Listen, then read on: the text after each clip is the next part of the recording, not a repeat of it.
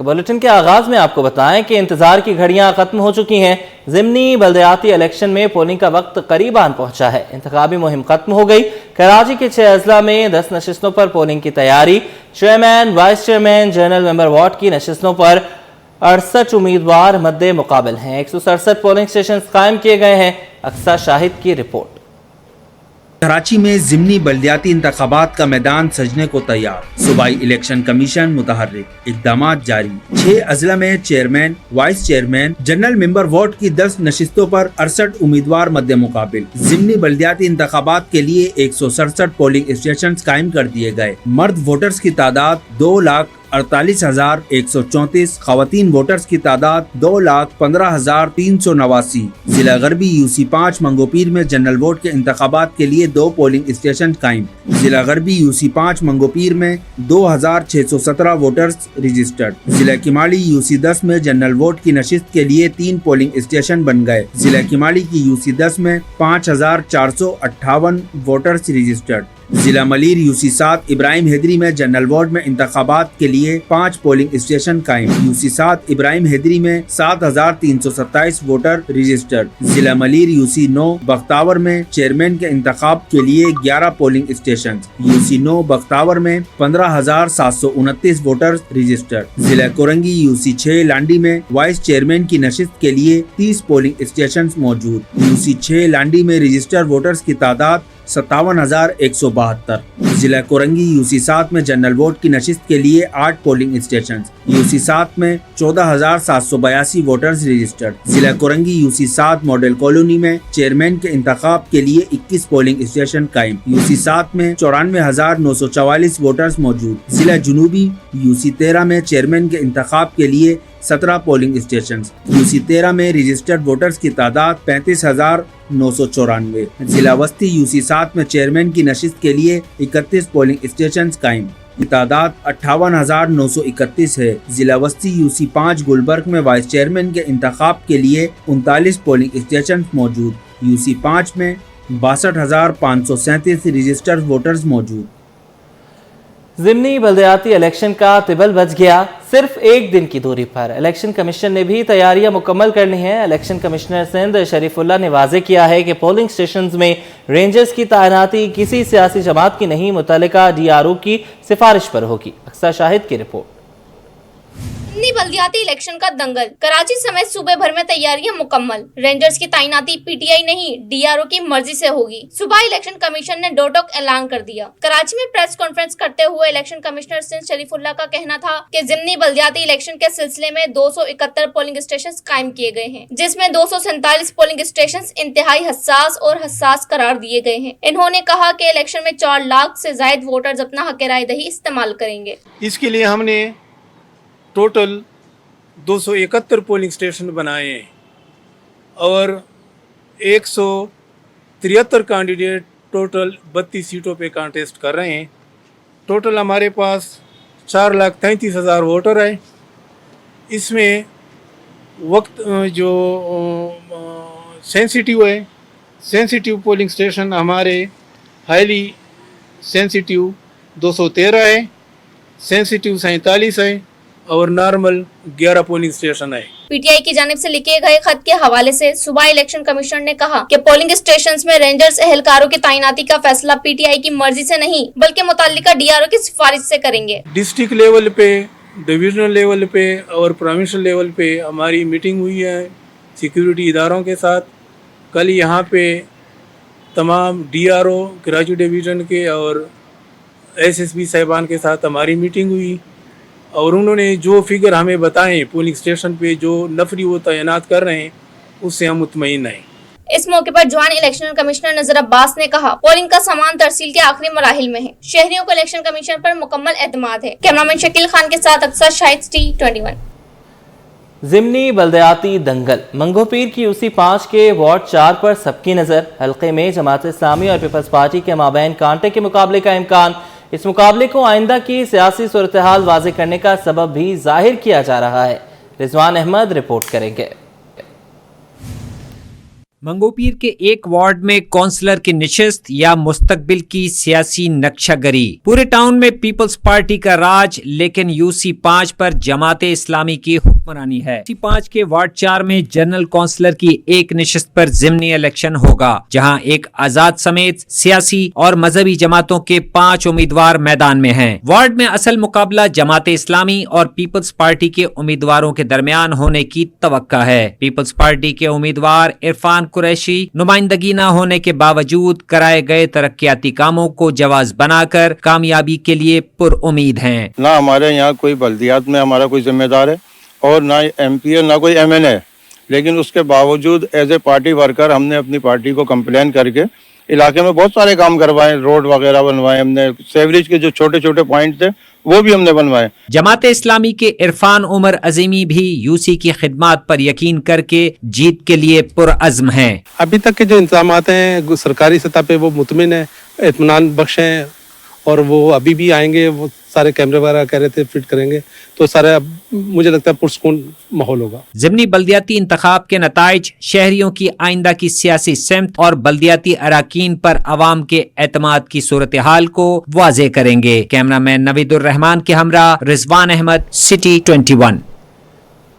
عالمی مارکیٹ میں پیٹرولیم مصنوعات پر ہائی پریمیم میں اضافہ. ملک بھر میں پیٹرولیم مصنوعات کی قیمتیں بڑھنے کا امکان. 1 litre petrol ₹2.58، 1 litre high speed diesel ₹5.91 تک مہنگا کرنے کی تجویز دے دی گئی. اشرف خان کی رپورٹ.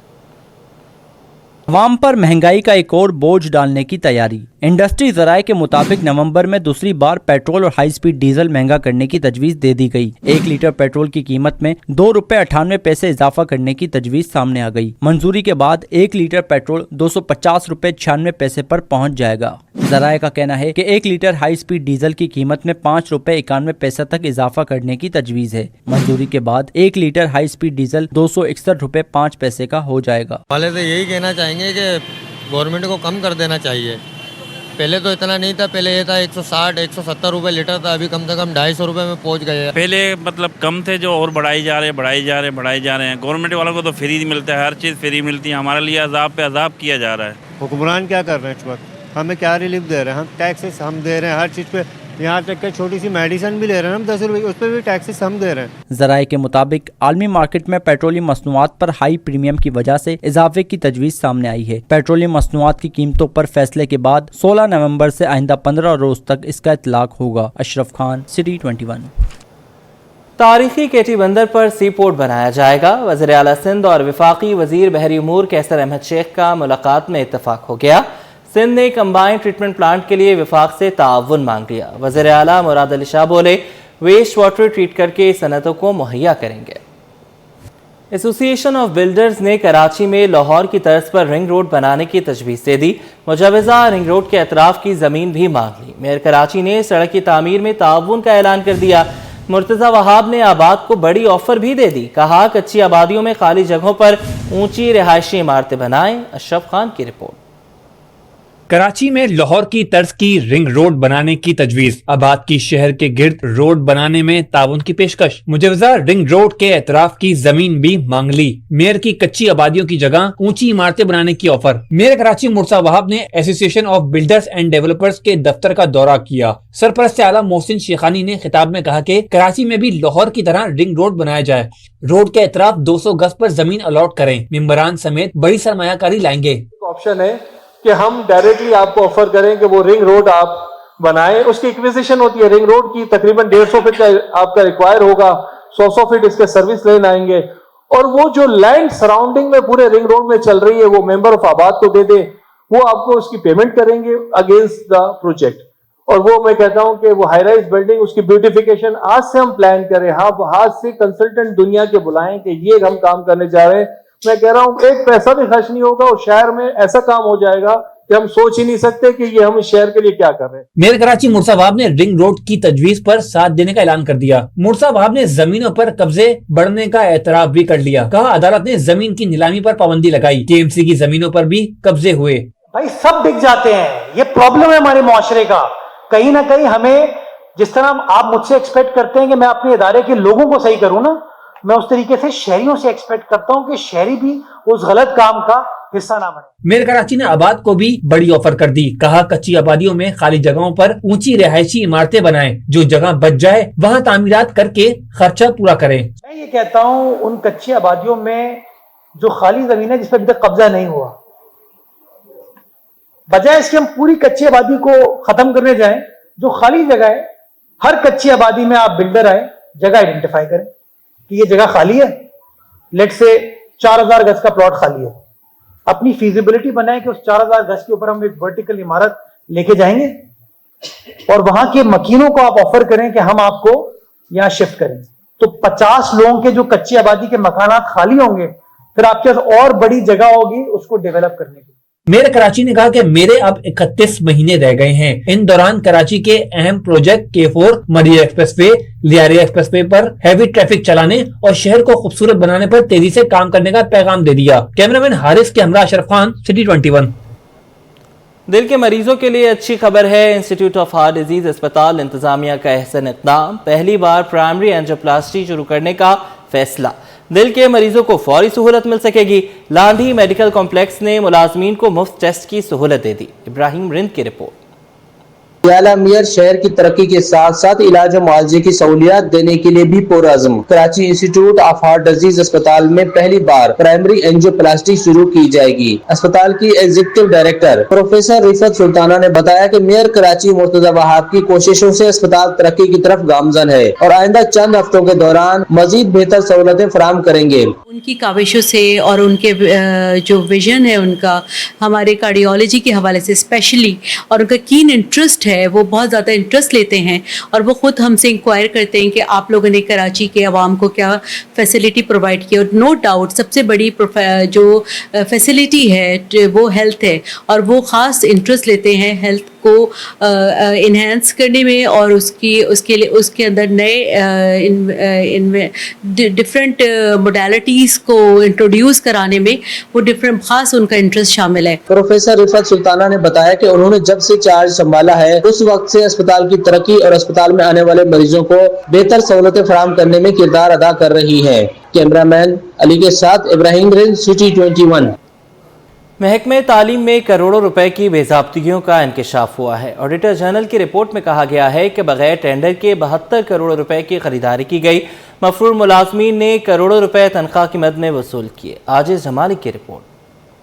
ملازمین غائب غیر قانونی خریداری اور بغیر ریکارڈ کے اربوں کی بدعنوانی، محکمہ تعلیم سندھ کی کلئی کھل گئی۔ محکمہ تعلیم سندھ اور اس کے ماتحت اداروں میں ایک سال کے دوران کروڑوں روپے کی بے ضابطگیاں سامنے آئی ہیں۔ آڈیٹر جنرل کی رپورٹ سندھ اسمبلی نے پبلک اکاؤنٹس کمیٹی کو ارسال کر دی۔ رپورٹ کے مطابق مفرور ملزمان کو تنخواہیں جاری ہوتی رہیں، جبکہ کئی ادارے ٹینڈرز کے بغیر خریداری کرتے رہے۔ سیکنڈری ایجوکیشن امپروومنٹ پروجیکٹ پر 50 کروڑ روپے خرچ کیے گئے اور ایک سال کے دوران 7 پروجیکٹ ڈائریکٹرز تبدیل ہوئے۔ تمام ڈائریکٹرز 19 کے بجائے 18ویں گریڈ کے مقرر کیے گئے۔ محکمہ تعلیم کے 5 اداروں نے 72 کروڑ 39 لاکھ روپے کی بدعنوانی کی۔ Sindh basic education program, Sindhi ادبی بورڈ، ڈائریکٹر اینڈ ریسرچ اور MD سندھ ایجوکیشن فاؤنڈیشن بھی غیر قانونی خریداری میں ملوث پائے گئے۔ مارچ 2022 میں رپورٹ کے مطابق DEO سیکنڈری شہید بے نظیر آباد نے بھی قواعد کی خلاف ورزی کی۔ ریکارڈ فراہم کرنے کے لیے لکھا گیا لیکن ریکارڈ موجود نہیں تھا۔ ضلع ملیر میں پرائمری ایجوکیشن کے 20 ملازمین غائب ہیں، جنہوں نے غائب ہونے کے باوجود کروڑوں روپے کی تنخواہیں وصول کی۔